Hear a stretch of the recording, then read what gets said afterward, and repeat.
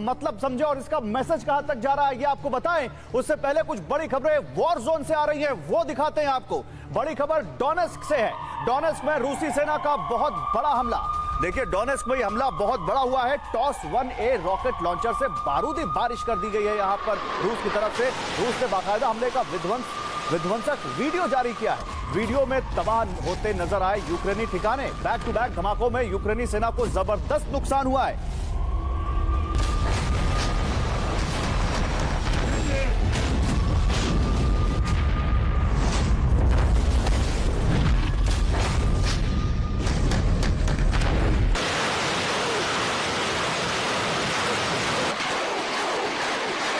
और बड़ी खबर, स्टार्ट क्या है, क्या कहते हैं इस स्टार्ट को, पूरे फुल फॉर्म क्या है इसका, इससे क्या फर्क पड़ेगा ये बताएंगे आपको। लेकिन पहले ये खबर देखिए, बाखमुत में भी रूस की सेना ने मोर्चा खोल दिया है। रूस ने ग्रैड रॉकेट लॉन्चर से हमला किया है। रूसी सेना ने यूक्रेनी ठिकानों को टारगेट किया है। ग्रैड रॉकेट लॉन्चर से रूस ने बहुत भयंकर हमला किया है। ये तस्वीरें आपको बताने के लिए काफी हैं कि रूस कैसे बारूद बरसा रहा है। वहां यूक्रेन की सेना की कई गाड़ियां और आर्टिलरी इस हमले में तबाह हो गए। तस्वीरें आपके सामने हैं।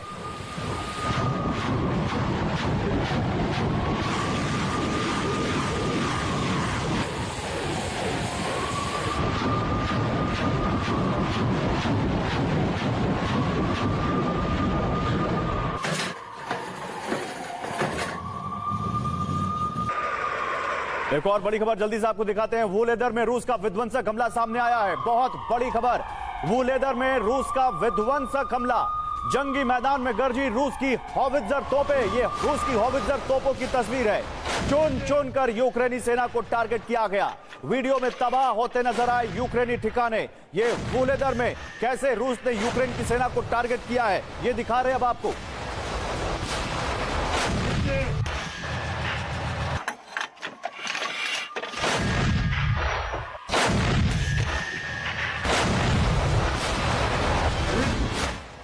तो तीन तस्वीरें, तीन खबरें ये आपके सामने। डोनेस्क में रूसी सेना का बहुत बड़ा हमला। देखिए कैसे वहां टॉस 1A रॉकेट लॉन्चर से बारूदी बारिश कर दी रूस ने। यूक्रेनी सेना की कई और गाड़ियां और आर्टिलरी तबाह हुए एक दूसरे हमले में रूस के, वो आप देखिए। बाखमुत की ये तस्वीरें हैं जहां पर रूस की सेना ने मोर्चा खोल दिया। तीसरी तस्वीर देखिए आप वुलेदर की, जहां जंगी मैदान में गरजी हैं रूस के टैंक। कैसे उन्होंने वहां पर बारूद बरसाया है, कैसे टैंक से निकले ये बारूदी गोले यूक्रेन के ठिकानों पर मौत बनकर बरसे हैं। ये आप देखिए इन तस्वीरों में।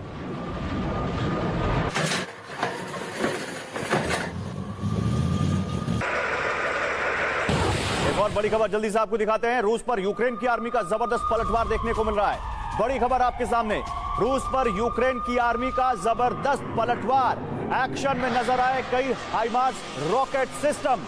ये रूस के हमले के बाद यूक्रेन का पलटवार आप देखिए। अमेरिका से मिला हाइमार्स कैसे गरज रहा है इस वॉर जोन में। ये आप देखिए, अमेरिकी हाइमार्स से दागे गए हैं कई ताबड़तोड़ रॉकेट। दावा है यूक्रेन का कि रूस को कुछ बड़ा नुकसान हुआ है इस हमले में।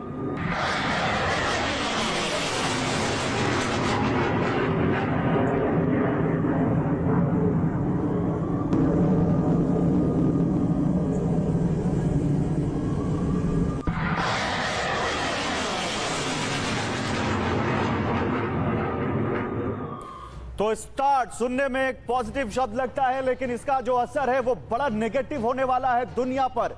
कैसे ये न्यूक्लियर तबाही का एक संकेत है, इसी पर आज हम बात करने वाले हैं। लेकिन जल्दी से कुछ और तस्वीरें देख लीजिए। रूसी कब्जे वाले सोलेडर में यूक्रेन का बड़ा हमला। बहुत बड़ी खबर है, सोलेडर पर वापस कब्जे की कोशिश में है यूक्रेन की सेना।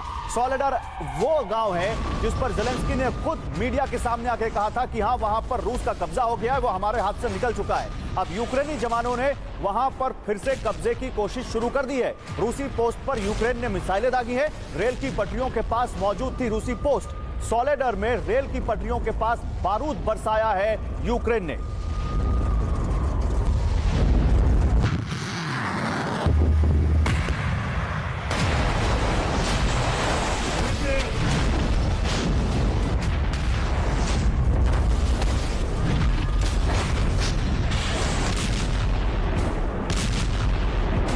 एक बड़ी खबर और दिखाता हूं मैं आपको। यूक्रेन का रूस पर एक और बड़ा हमला। बड़ी खबर, यूक्रेन ने रूस के 2 इन्फेंट्री फाइटिंग व्हीकल तबाह कर दिए हैं। ये देखिए कैसे जैवलिन मिसाइलें दागी हैं यूक्रेन ने, जो अमेरिका से मिली हैं यूक्रेन को। यूक्रेन ने रूस के 2 IFV इन्फेंट्री फाइटिंग व्हीकल तबाह कर दिए। Javelin anti tank guided missile launcher से यह हमला किया है। हमने थोड़ा स्लो मोशन करके आपको दिखाया है, जब जेवलिन मिसाइल निकलती है रॉकेट लॉन्चर से तो कैसे जाती है, किस तरफ वो उसका डायरेक्शन होता है, आप इसमें देख सकते हैं।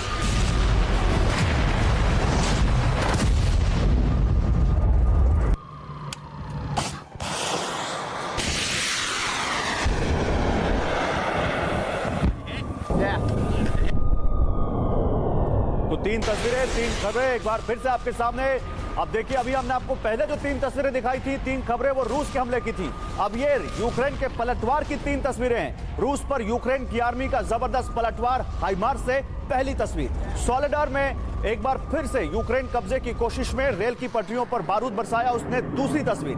यूक्रेन ने जैवलिन, जो कि एंटी टैंक गाइडेड मिसाइल है, जो अमेरिका ने दी है यूक्रेन को, उससे कैसे रूस पर अटैक किया, वो यहां पर यूक्रेन ने वीडियो जारी करके बताया है। तीसरी तस्वीर। तो ये 3 तस्वीरें, 3 खबरें यूक्रेन के पलटवार की। और हमेशा की तरह एक बड़ा पैनल, एक्सपर्ट्स का एक पैनल इस वक्त मेरे साथ फिर से जुड़ चुका है। मेरे साथ स्टूडियो में है major general Ashwini Siwach, as defence expert, उनसे बात करेंगे। आर एडमिरल SK ग्रेवाल साहब हमारे साथ इस वक्त है डिफेंस एक्सपर्ट के तौर पर। सर, आपका भी बहुत स्वागत है। मुकेश कौशिक, विदेश मामलों के जानकार, पैनल में आपको दिख रहे हैं इस वक्त। मुकेश जी, आपका भी बहुत स्वागत है। और मॉस्को से मनीष झा, जो लगातार आपको रिपोर्ट कर रहे हैं वहां से ग्राउंड जीरो से, वो भी इस वक्त हमारे साथ जुड़ चुके हैं। उनके पास भी जाएंगे, लेकिन 3 कुछ और खबरें आपको दिखाते हैं और फिर अपने पैनलिस्ट के पास आते हैं। रूसी सैनिकों की टुकड़ी पर यूक्रेन की मिलिट्री का हमला आपको देखना चाहिए। बहुत बड़ा हमला है ये। तस्वीरें अभी आपके सामने तुरंत लेकर आ रहे हैं। गश्त करते रूसी जवानों पर मिसाइलें दागी हैं यहां पर, किस तरह से यूक्रेन ने। आप देखिए, ये जो आपको गोल लाल घेरे में ये जो लोग जाते दिख रहे हैं, दरअसल ये रूसी जवान हैं और इनके ऊपर कैसा अटैक किया यूक्रेन ने। आप देखिए, 2 रूसी सैनिक इस हमले में मारे गए। हो सकता है और भी ज्यादा इस हमले का शिकार बने हो, क्योंकि हमला बहुत बड़ा था। यूक्रेन ने घात लगाकर रूसी सैनिकों पर यह अटैक किया है।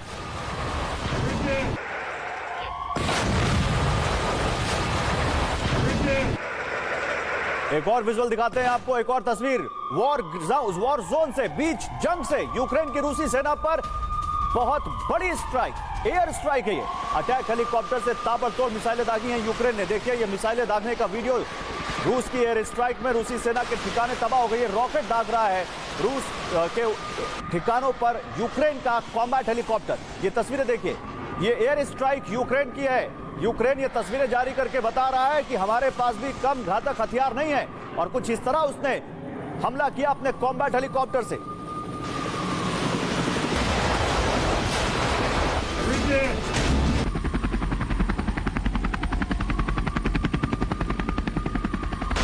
एक और बड़ी खबर जल्दी से आपको दिखाते हैं। बाखमुत में यूक्रेन की आर्मी पर हमले का वीडियो सामने आया है। अब देखिए एक बार फिर से रूस किस तरह से अटैक कर रहा है। रूसी सेना ने यूक्रेन के सैनिकों को घेर लिया, चारों तरफ से घेरकर ताबड़तोड़ फायरिंग की है रूसी सेना ने। चारों तरफ से ताबड़तोड़ फायरिंग की है रूस की सेना ने यूक्रेन के ऊपर। रूस को काउंटर करने की कोशिश करते दिखे यूक्रेनी जवान। ये देखिए, आमने सामने की लड़ाई है ये वॉर लॉन्ग रेंज हथियारों से भी लड़ी जा रही है और आमने सामने की बंदूक वाली लड़ाई भी। आमने सामने जो बंदूक, जो राइफल से जो यहां पर लड़ाई लड़ रहे हैं, जो पैदल सैनिक हैं, किस तरह से लड़ाई लड़ रहे हैं, यह भी आप देख लीजिए।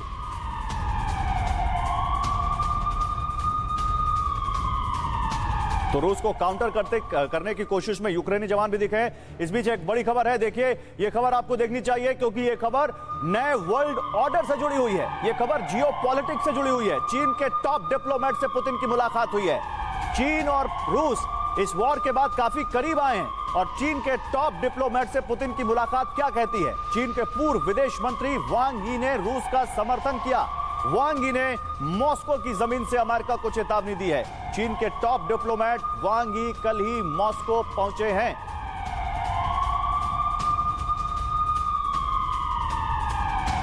तो पुतिन की यह मुलाकात क्या कहती है। वांग यी की पुतिन से मुलाकात, हालांकि ये तस्वीरें पुतिन के साथ मुलाकात की नहीं है, लेकिन वांग यी ने पुतिन के साथ मुलाकात की है, ये जानकारी आ रही है। उस बीच जब अमेरिका चीन को ये चुनौती दे रहा हो और चेतावनी दे रहा हो कि वो रूस की मदद करने की सोचे भी ना, वरना चीन को बर्बाद कर देंगे, चीन के टॉप डिप्लोमेट पहुंच जाते हैं रूस, वांग यी वहां मुलाकात करते हैं पुतिन से। क्या मैसेज है चीन का, यह आपको समझना चाहिए। और फिर वहां से क्या स्टेटमेंट्स दिए गए हैं, यह बहुत क्लियर कर देता है कि चीन का इरादा क्या है। यह खबर देखिए, रूस से चीन के संबंध मजबूत और स्थिर। मॉस्को दौरे पर गए चीन के टॉप डिप्लोमेट वांग यी का दावा। वो कह रहे हैं कि रूस के साथ हमारे रिश्ते मजबूत हैं, स्टेबल हैं। चीन रूस अपने सम्मान की रक्षा के लिए तैयार हैं, यह कहा है वांग यी ने। मॉस्को में वांग यी की रूस के एनएसए सचिव निकोले पेत्रुशेव से मुलाकात हुई है, जिसके बाद उन्होंने यह दावा किया है। और एक बहुत बड़ी खबर आ रही है चीन और रूस के इस गठजोड़ से जुड़ी हुई बहुत बड़ी खबर। यूक्रेन के इस जंग के बीच शी जिनपिंग रूस जाएंगे। क्या वांग यी उसी की जमीन तैयार करने के लिए इस वक्त रूस में है? क्योंकि शी जिनपिंग का रूस जाना इस वॉर के बीच बहुत बड़ा संकेत है, बहुत बड़ा डेवलपमेंट है। पुतिन और जिनपिंग के बीच अहम मुलाकात होगी। एक तरफ चीन के राष्ट्रपति, दूसरी तरफ रूस के राष्ट्रपति, दोनों के बीच इस वॉर के बीच एक बहुत अहम मुलाकात होने जा रही है। इस दौरे की तारीखों का अभी ऐलान नहीं है, लेकिन पश्चिमी मीडिया ने यह जानकारी दी है। वॉल स्ट्रीट जर्नल के हवाले से खबर है, ग्लोबल टेंशन के बीच जिनपिंग पुतिन की मुलाकात पर अब सबकी नजरें रहेंगी। ये कह सकते हैं आप कि बाइडेन के कीव दौरे के बाद ये बहुत बड़ा डेवलपमेंट है। एक तरफ बाइडेन का यूक्रेन जाना, दूसरी तरफ शी जिनपिंग का रूस जाना। ये नए वर्ल्ड ऑर्डर की तस्वीर को बिल्कुल क्लियर करता है कि यहां पर दुनिया में कौन सा देश किस खेमे में है, आप समझ लीजिए। इसी बीच एक और बहुत बड़ी खबर है जिनपिंग से जुड़ी हुई। अमेरिका के रवैये से बेहद गुस्से में है जिनपिंग। मॉस्को में रूस के साथ सैन्य गठबंधन की बात हो सकती है। यह बहुत बड़ा डेवलपमेंट होगा इस वॉर के बीच। अमेरिका के खिलाफ एक नया फ्रंट बनाने पर भी चर्चा संभव है। कल ही पुतिन ने कहा कि एशिया पर अब अमेरिका की नजर है। एशिया के देशों को उन्होंने आह्वान किया कि वो उसके साथ आए। कह रहे थे कि वो अब रूस के बाद एशिया का नंबर है। और उसी बीच एशिया की सुपर पावर कहा जाने वाला चीन पहुंच रहा है रूस, और उनके स्टेट हेड भी रूस जा सकते हैं। क्या ये मतलब है इसका? अमेरिका के रवैये से बेहद गुस्से में है जिनपिंग। मॉस्को में रूस के साथ सैन्य गठबंधन की बात अगर होती है तो ये कितना बड़ा अपडेट होगा। सीधे चलते हैं मनीष झा के पास। मनीष, ये बहुत बड़ी खबर वॉर के बीच की शी जिनपिंग पुतिन से मिलने जा सकते हैं रूस, और उससे पहले वो जिस तरह के संकेत दे रहे हैं, क्या ये माने कि अब चीन जो अभी तक दबे पांव पर्दे के पीछे से कभी हां कभी ना करते हुए रूस को समर्थन दे रहा था, वो अब खुलकर फ्रंट फुट पर आ रहा है सामने? बिल्कुल, देखिए खबर बड़ी भी है और भारतीय दृष्टिकोण से अगर आप देखें तो थोड़ी चिंताजनक भी है, क्योंकि मसला केवल ये नहीं है कि चीन और रूस मिलकर अमेरिका को क्या चुनौती दे रहे हैं, बल्कि अगर चीन और रूस के बीच बहुत ज्यादा गहरी दोस्ती हो गई तो उसका सीधा सीधा भारत पर असर पड़ेगा। आपको याद है गौरव, हम लोगों ने कई बार इस बात की चर्चा की है कि बीते एक साल के दरमियान मैंने खुद कई बार अलग अलग ग्राउंड पर जाकर देखा है कि चीन ने एक आर्थिक तौर पर अभी फिलहाल रूस में बहुत इन्वेस्टमेंट किया है। पिछले कुछ महीनों में तकरीबन तमाम जो पश्चिमी देश की कंपनियां, ब्रांड यहां से छोड़ छोड़ के गई है, वो सब चीन ने खरीद लिए हैं, और यहां पर चीन का एक एक बिजनेस में इन्वॉल्वमेंट है। और वहीं दूसरी तरफ फ्रंट लाइन पर जाकर मैंने देखा है कि रूसी सैनिकों की वर्दी हो, आर्मर्ड हो, ये सारे चीन से दिए हुए हैं। अब चीन से हथियार आएंगे और साथ में शी जिनपिंग आएंगे, तो वैसे में ये संभावना बहुत हद तक है कि अमेरिका को चुनौती देने के नाम पर चीन और रूस का वैसा गठबंधन बनेगा जिससे भविष्य में चीन रूस को भारत के खिलाफ भी मैनिपुलेट कर सकता है। लेकिन सवाल वो तमाम लोग जो इंडिया के पॉलिसी यहाँ पर हैं, इंडिया का कंसर्न तो है मनीष, और इस पर आपने बड़ा अच्छा मुझे एक एंगल दिया है, और मैं अपने एक्सपर्ट से आपकी इस बात को और आगे बढ़ाते हुए बात करूंगा। लेकिन अगर इस वॉर की बात करें तो ये गठजोड़ क्या असर डाल सकता है मनीष, ये भी बताइए हमारे व्यूअर्स को। बिल्कुल, देखिए चीन के सबसे बड़े डिप्लोमेट वांग यी की मुलाकात हुई है नेशनल सिक्योरिटी काउंसिल के सेक्रेटरी या आप रूस के एनएसए पात्रुशेव से।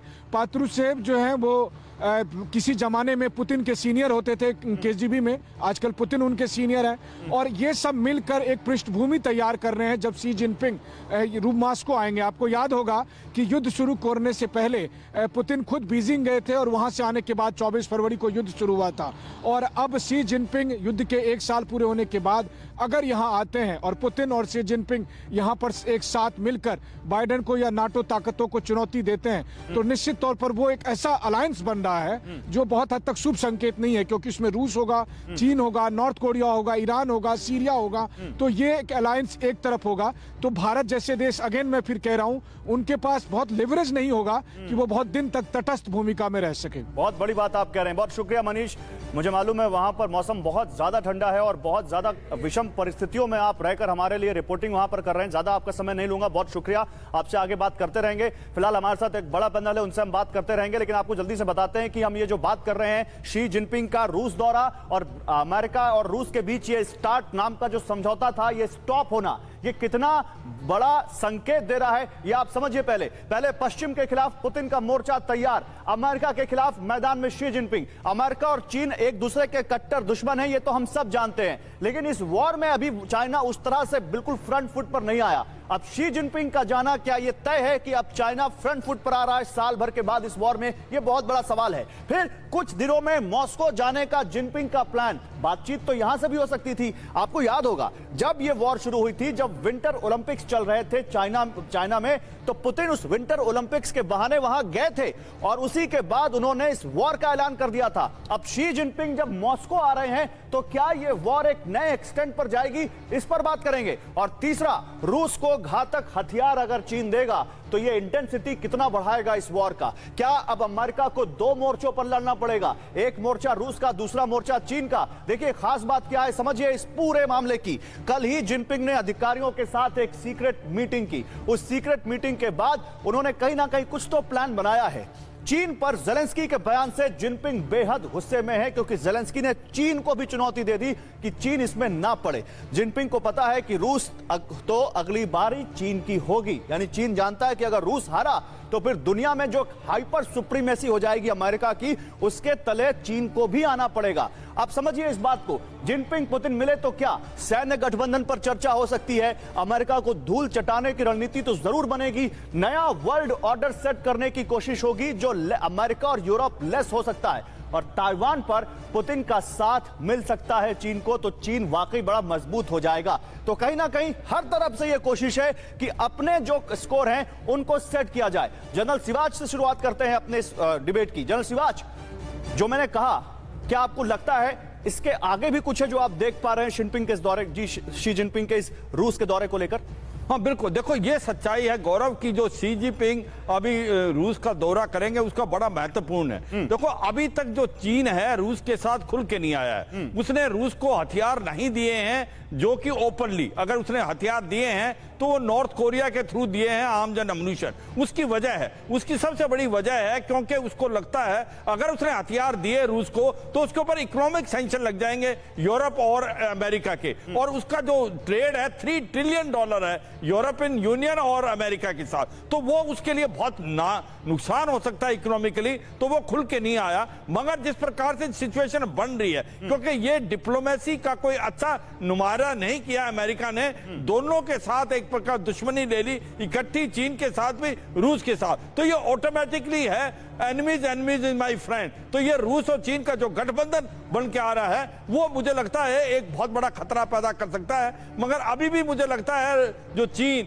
अपने हथियार खुल के नहीं देगा भी तो ये नॉर्थ कोरिया और ईरान के थ्रू। मगर अब पॉइंट आता है, मैं एक ही पॉइंट बताऊं बस एक गौरव, की सच्चाई ये है, ये लड़ाई का बहुत महत्वपूर्ण है इंटरनेशनल रिलेशन में। अगर ये जीत हो जाती है रूस की, तो फिर क्या होगा कि सभी जो देश हैं जो जैसे हैं स्वीडन, फिनलैंड, रोमानिया, पोलैंड, वो घबराएंगे क्योंकि उनको लगेगा कि अगला टारगेट वो हो सकता है। और ऐसे में अगर अमेरिका और यूक्रेन जीतते हैं तो चीन को ऐसा लगता है कि कहीं ना कहीं उसके ऊपर आ सकता है। और अगर रूस जीतता है बढ़ाऊंगा तो ताइवान आगे बढ़ाऊंगा कि चीन को क्या डर है कि अगर रशिया हार गया तो उसको भी अमेरिका की सरपरस्ती को स्वीकार करना पड़ेगा नए वर्ल्ड ऑर्डर में। क्या चीन को लगता है कि अगर उसके ताइवान के सपने को पूरा करना है तो रूस को जीतना होगा?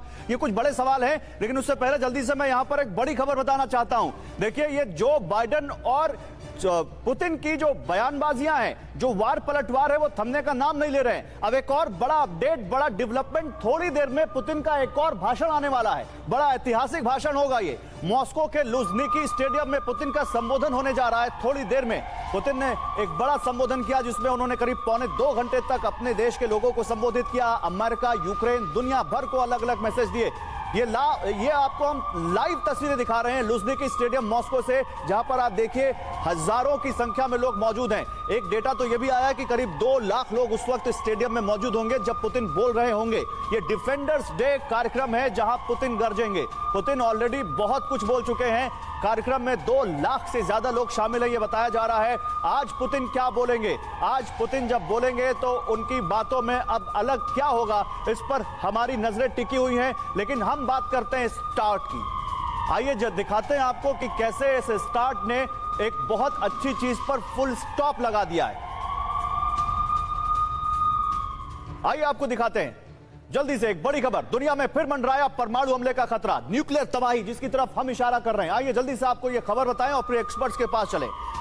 क्यों है परमाणु हमले का खतरा, समझिए। एक्सपर्ट्स का दावा, स्टार्ट संधि टूटने से बढ़ा है संकट। स्टार्ट यानी स्ट्रैटेजिक आर्म्स रिडक्शन ट्रीटी, और वो ट्रीटी अमेरिका और रूस के बीच जो 2001 में की गई थी फरवरी में, वो रूस ने, पुतिन ने अपने पिछले संबोधन में तोड़ने का, उस ट्रीटी से निकलने का ऐलान कर दिया। अब एक्सपर्ट कह रहे हैं कि अब परमाणु हथियारों की होड़ और तेज होगी, और अगर ऐसा होगा तो दुनिया में एक बार फिर परमाणु हमले का खतरा बढ़ेगा। क्या बयान है स्टार्ट सस्पेंड करने पर हाहाकार के बीच रूस का, अब ये भी देख लीजिए। जल्दी से दिखाते हैं रूस क्या कह रहा है स्टार्ट से। स्ट्रैटेजिक आर्म्स रिडक्शन ट्रीटी, इनसे बाहर, ये जो ट्रीटी थी यानी संधि थी, इससे क्यों बाहर निकल रहा है रूस ने न्यूक्लियर हथियारों पर कंट्रोल रखने की बात कही है। वो कह रहे हैं रशियन विदेश मंत्री सर्गेई लावरोव, समझौते की शर्तों का सम्मान, लेकिन स्टार्ट के समर्थन में, स्टार्ट के सस्पेंशन से पीछे नहीं हटेगा रूस। और देखिए, इस बीच एक बड़ी खबर आ रही है। The federation council approved the law on suspension of the new start, यानी रशिया के फेडरेशन काउंसिल ने इस स्टार्ट के सस्पेंशन वाले लॉ पर अपनी मुहर लगा दी है।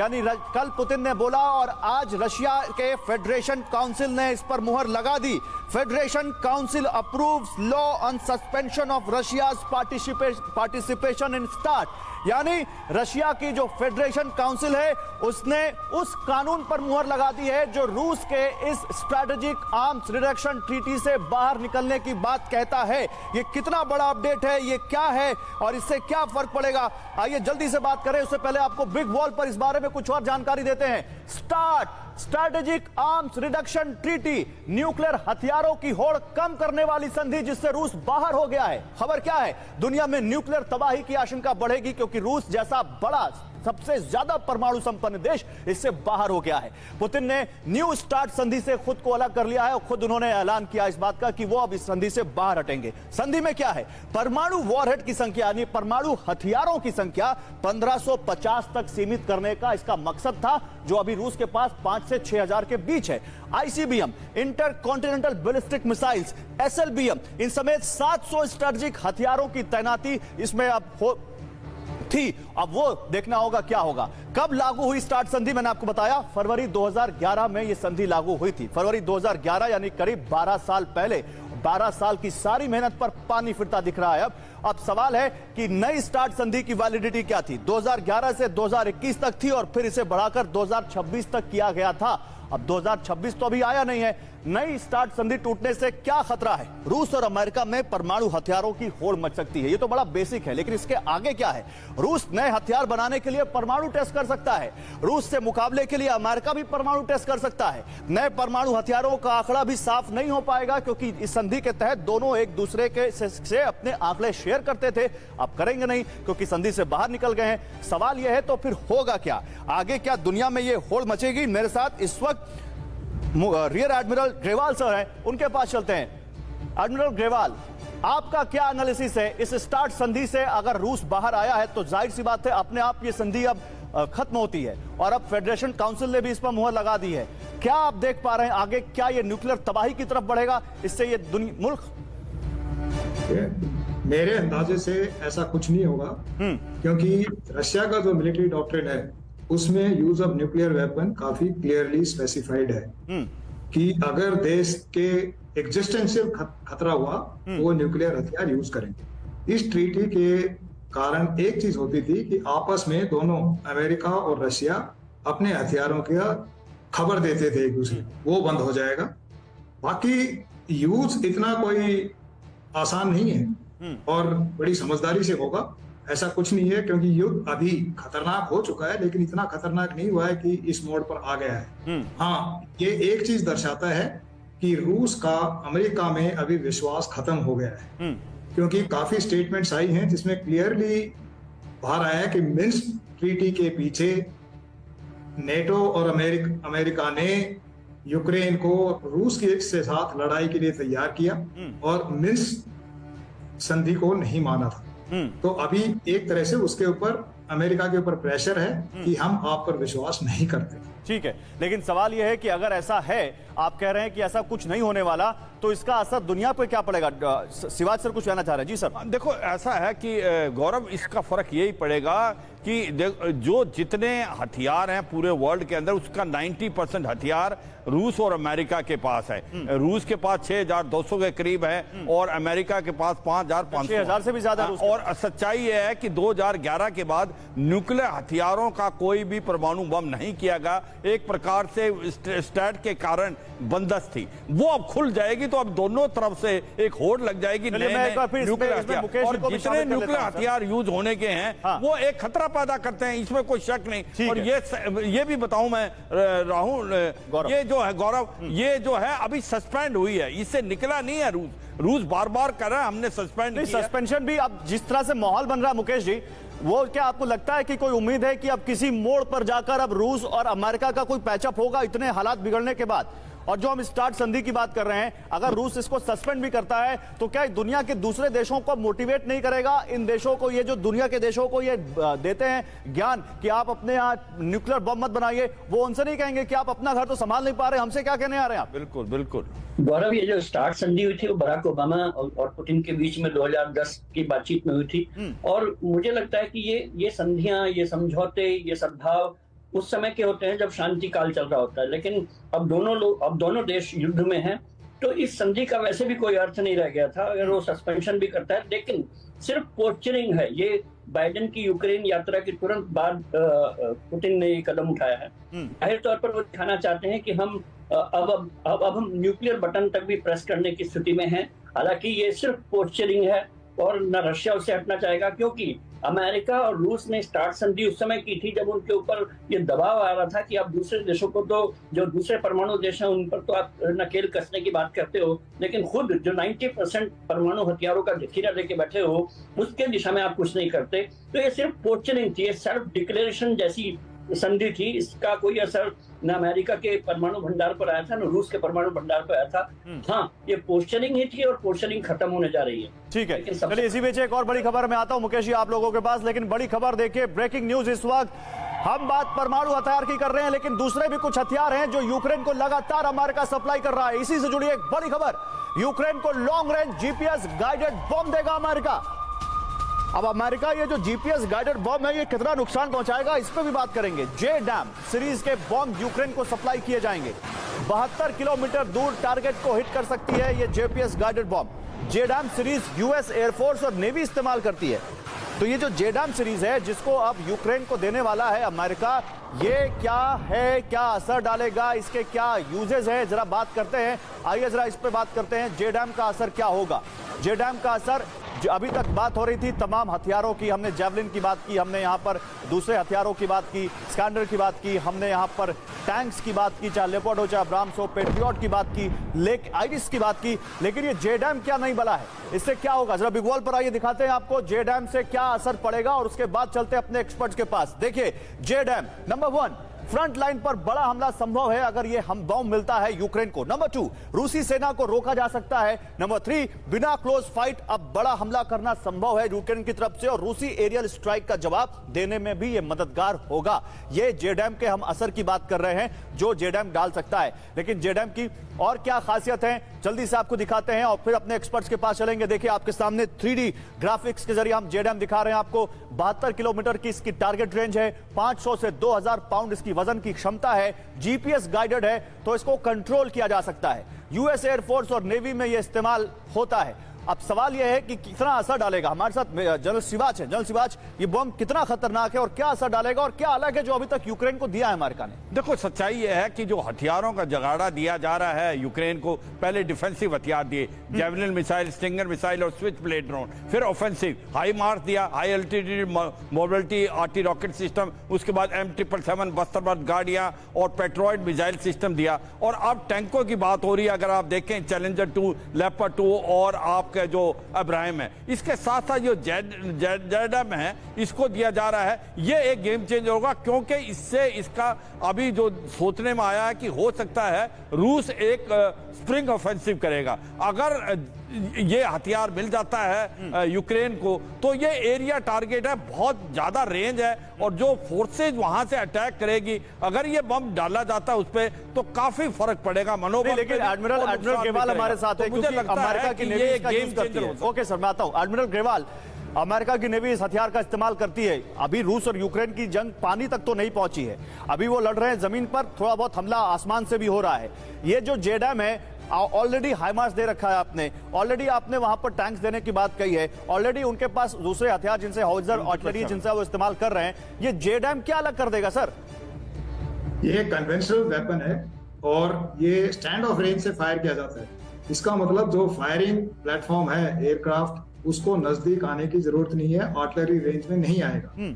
लेकिन रशियन नेवी के पास, रशियन आर्म फोर्सेस के पास जो मिसाइल्स हैं उनसे वो easily surface to air missile से ऐसे टारगेट को गिरा सकता है। हाँ, एक बॉम्ब है, इसके सर ये स्टैंड ऑफ वेपन है। इसकी जो खासियत बहुत बताई जा रही है, ये जीपीएस गाइडेड है। जीपीएस गाइडेड का मतलब जरा हमारे व्यूअर्स को समझाएंगे क्या है? मतलब आप उसको टारगेट की पोजीशन देंगे, जीपीएस कोऑर्डिनेट्स, तो उस जगह जाएगा। मतलब आपने एक बार इसका टारगेट लॉक कर दिया तो ये उसी जगह जाके हिट करेगा? हाँ, उसके आसपास जाएगा, उसका जो एरर ऑफ प्रोबेबिलिटी एरर जो है उसके हिसाब से जाएगा। चलिए, इसी बीच हम जेडैम की बात कर रहे हैं, लेकिन उससे बड़ा हथियार जो यूक्रेन मांग रहा है उससे जुड़ी एक बड़ी खबर आ रही है, जल्दी से दिखाते हैं अपने व्यूअर्स को। बाइडेन के दौरे के बाद यूक्रेन को F-16 मिलने के आसार बढ़ गए हैं। F-16 फाइटर जेट्स मिल सकते हैं यूक्रेन को। कीव पहुंचे अमेरिकी सांसद का बड़ा बयान।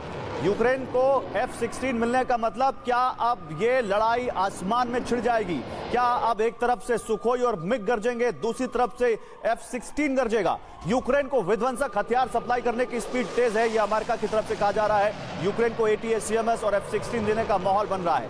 F-16 क्या असर डालेगा? जल्द से जल्द बात, जल्दी से F-16 इस गेम को कितना चेंज कर देगा? फिर मुकेश जी आपके पास आ रहा हूं। देखो सच्चाई यह है कि अगर ये मेजर ऑफेंसिव रूस करता है तो उसके पास एयर सुपेरियरिटी होगी। अगर इसको काउंटर करना है तो आपके पास एक अच्छे एयरक्राफ्ट, फाइटर एयरक्राफ्ट यूक्रेन के पास भी होना चाहिए। बात चल रही थी MiG-29 के, क्योंकि इसके जो पायलट्स हैं वो ट्रेंड हैं, मगर F-16 अभी दिए जाने की बात है जो अमेरिका देगा। मुझे लगता है एक बहुत अच्छा मूव है। अगर यूक्रेन को काउंटर ऑफेंसिव आपको लगता है देगा तो ये मुझे बताइए, अमेरिका कारगर हथियार होगा, स्पेशली जबकि स्प्रिंग ऑफेंसिव रूस करेगा। सवाल कुछ और पूछना हूं, 15 मार्च से लेके 15 मई के बीच में होगा और इसमें कोई शक नहीं। तो मुझे लगता है it is step in right direction. No, I am asking the different angle. Sir Mukesh ji मुझे ये बताइए, जब रूस ये कह रहा हो F-16 अगर अमेरिका ने दिया तो हम ये सीधे अमेरिका का हमला मानेंगे, हम यूक्रेन का हमला नहीं मानेंगे। उस स्थिति में अमेरिका जो लॉन्ग रेंज हथियार तक नहीं दे रहा यूक्रेन को, जो वहां मॉस्को तक पहुंच जाए, क्या वो F-16 दे देगा यूक्रेन को?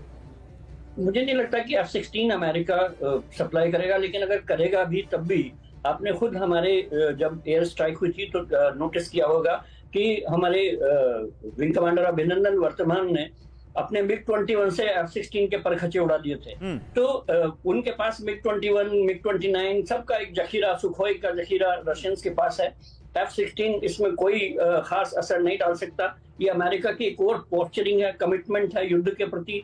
और जहां तक सीधे अमेरिका का युद्ध में उतरने का सवाल है, जब बाइडन ने यूक्रेन की धरती पर कदम रख दिया तो अब सिर्फ F-16 ही पोस्चरिंग नहीं रह गई है, ये बहुत आगे तक पहुंच गया है। या तो अमेरिका ये दिखाना चाहता है कि हम लॉन्ग हॉल के लिए तैयार हैं और रूस को ये लड़ाई रोक देनी चाहिए। तो मुझे लगता है कि जो पुतिन का जो आज की जो भाषण है उनका, उस पर हमको निगाह रखनी होगी। ठीक है, वो कोई बड़ी घोषणा ना करें। चलिए देखते हैं पुतिन आज के भाषण में क्या कोई बड़ा ऐलान कर सकते हैं। पर जो उन्होंने भाषण दिया इससे पहले जो परसों का, उसमें तो उन्होंने बहुत बड़े बड़े ऐलान किए। इसी बीच एक और बड़ी खबर आ रही है, जल्दी से दिखाते हैं। अभी हम F-16 की बात कर रहे थे, JDAM की बात कर रहे थे, अब इटली क्या देने वाला है यूक्रेन को, ये देखिए। अब यूक्रेन की जंग पर इटली की बहुत बड़ी तैयारी। यूक्रेन को AMX एयरक्राफ्ट दे सकता है इटली। ये क्या है समझेंगे। ईरान के कामिकाजी ड्रोन की तरह घातक है AMX, बेहद कारगर हो सकता है AMX अगर AMX मिलता है यूक्रेन को इटली की तरफ से। AMX की खासियत क्या है ये बताते हैं आपको। AMX कितनी तेज से उड़ता है, AMX कितना बड़ा गेम चेंजर है, ये आगे आपके सामने। शिवाज से थोड़ा इधर से आ जाइए, आप थोड़ा इधर आ जाइए मेरे पास। देखिए AMX speed 1160 kilometre per hour, range 3300 kilometre की है, विंग स्पैन है इसका 8 से 9 मीटर, करीब 9 मीटर का, ऊंचाई इसकी 4.5 मीटर है, लंबाई 13 मीटर से ज्यादा है, वजन इसका 10,750 किलोग्राम तक है। शिवाज सर, ये एयरक्राफ्ट इटली से क्या F-16 AMX, क्या ये अब लड़ाई अब एयर फाइट की तरफ जा रही है क्या यह हम देखेंगे कि अब रूस के यूक्रेन के आसमान में अब वो जंगी फाइटर जेट गरजेंगे? हाँ देखो, इस सच्चाई है कि कहीं ना कहीं जो यूक्रेन की डिसएडवांटेज था, उसके पास एयरक्राफ्ट नहीं थी, जो उसकी एयरफोर्स थी शुरू के अंदर ही डिस्ट्रॉय कर दी थी रूस ने। अब वो बना रहा है। पहले वो MiG-29 की बात कर रहा था, उसके पास पायलट ट्रेन है, वो सोवियत एरा के पायलट जेट उड़ाने के लिए ट्रेनिंग पोलैंड के पास है। मगर अब F-16 की बात हो रही है और बार बार रूस कर रहा है अगर F-16 देगा तो हम सोचेंगे अमेरिका कर रहा है। ये तो बात वो टैंकों के भी कह रहा था कि अगर आप टैंक देंगे तो ये होगा, टैंक दिए जा रहे हैं। आप चाहे वो चैलेंजर 2 है या आपका लेपर्ड 2 है या आपका अब्राहिम M है, पेट्रियट मिसाइल डिफेंस सिस्टम दिया। तो ये सच्चाई है, जो अमेरिका और बाकी नेटो कंट्री धीरे धीरे देंगे। AMX का बड़ा फर्क पड़ेगा। देखो AMX से क्या होगा कि ये एंटी ड्रोन है, ये ड्रोन जो इस्तेमाल कर रहा है, कामिकाजी ड्रोन जिस प्रकार से रूस कर रहा है, तो इसकी भी रेंज बहुत ज्यादा है। और ये याद रखना पड़ेगा, जो ड्रोन दिए गए हैं यूक्रेन को भी, वो भी बरकरार। अच्छा देखिए, एक बड़ी खबर आ रही है इस बीच, मुझे एक अपडेट किया आ रहा है, जहां पर पुतिन का इवेंट हो रहा है, वो जो स्टेडियम है मॉस्को में लुझनिकी, वहां पर एक पांसिर S-1 एयर डिफेंस सिस्टम लगा दिया गया है। ये नॉर्मल है एडमिरल ग्रेवाल, या आपको लगता है कि वॉर के बीच ये एक बड़ा डेवलपमेंट है, क्योंकि जो भी मॉस्कोवाइट्स वहां पर पहुंच रहे हैं 2 लाख से ज्यादा, उनके ऊपर कोई हमला ना हो जाए, इसलिए वहां पर एक पांसिर S-1 एयर डिफेंस सिस्टम लगा दिया गया और पुतिन यहां पर आने वाले हैं। इसको कैसे देखते हैं आप?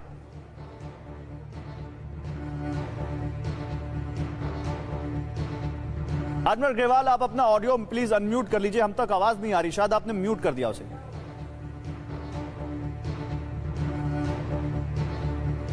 जी नहीं, आवाज नहीं आ रही। हम कुछ किसमें अभी कोई टेक्निकल फॉल्ट है, सही करते हैं इसको। क्या आप इसको कैसे डिकोड करते हैं मुकेश जी? देखिए, मुझे लगता है कि ये रशियंस को कॉन्फिडेंस बिल्डिंग मेजर है, ताकि भीड़ वहां पर पहुंचने से कतराए नहीं। और ये भी दिखाना चाहते हैं पुतिन कि हमारे पास जो जितने भी सिक्योरिटी मेजर्स हैं वो इंटैक्ट हैं और हम अपने सभी शहरों की रक्षा करने के लिए समर्थ हैं। और वैसे भी राष्ट्रपति पुतिन के लिए जो सिक्योरिटी है उसकी जो मुझे लगता है नॉर्मल रिक्वायरमेंट है, वो जहां भी जाते हैं उनको एयर कवच मिलता ही है। और इसको ये युद्ध का समय है, इसलिए हम ये खबरों में बात आ गई होगी। ठीक है, देखिए मेरे पास वो वीडियो भी आया है, मैं थोड़ा कोशिश करता हूं पिसार अगर दिखा सके वो वीडियो, यहाँ पर वो जो एयर डिफेंस सिस्टम वहां पर लगाया गया है, जरा इसको अगर क्लोज कर सके। ये देखिए, ये वो एयर डिफेंस सिस्टम है जो उस स्टेडियम के बाहर लगाया गया है। ये आपको यहाँ पर जो ये यहाँ पर एक बड़ा सा एयर डिफेंस सिस्टम दिख रहा है, ये वो एयर डिफेंस सिस्टम है जो लगाया गया है इस वक्त मॉस्को में, इसी स्टेडियम के आसपास अभी आना। ये देखिए, ये आपको घूमता हुआ एक रडार की तरह यहाँ पर एक दिख रहा है, और मैं आपको अच्छे से दिखाता हूँ इसको। ये देखिए, ये जो आपको यहाँ पर घूमती हुई एक मशीन दिख रही है, ये विजुअल है, ये वो एयर डिफेंस सिस्टम है जिसको वहां पर लगा दिया गया है इस वक्त। अब सवाल यह है कि क्या पुतिन को भी किसी हमले का डर है? शिवाज सर, ये एयर डिफेंस सिस्टम वहां पर क्यों लगाया गया जहां पर पुतिन आ रहे हैं? देखो सच्चाई यह है कि एक बहुत बड़ा टारगेट है पुतिन, और ये लड़ाई चली हुई है, और सच्चाई है अभी तक तो ये यूक्रेन के अंदर ही थी। अभी ऐसा लगता है जिस प्रकार से क्रिस ब्रिज को डिस्ट्रॉय किया क्रीमिया में, और कुछ और भी सबोटाज हुए हैं रूस में, तो अगर पुतिन कर रहे हैं तो एयर डिफेंस सिस्टम लगाना मुझे तो लगता है लाजमी है, क्योंकि बहुत लोग भी होंगे और इसमें कोई शक नहीं। जो एयर डिफेंस सिस्टम है उसके पास एक समय खत्म हो चुका है, बहुत 300 S-400 S-500, ठीक है, तो ये कोई शक नहीं है। मगर ये चलिए देखते हैं पुतिन अपने भाषण में क्या कहते हैं। सर, एयर डिफेंस सिस्टम तो लगा दिया गया, लेकिन पुतिन क्या अटैक करेंगे? थोड़ी देर में पुतिन का ऐतिहासिक भाषण लाइव दिखाएंगे आपको हिंदी में TV9 पर। फिलहाल अड़ी में बस इतना ही। तमाम मेहमानों का बहुत शुक्रिया। एक छोटे से ब्रेक के लिए रुक रहे हैं।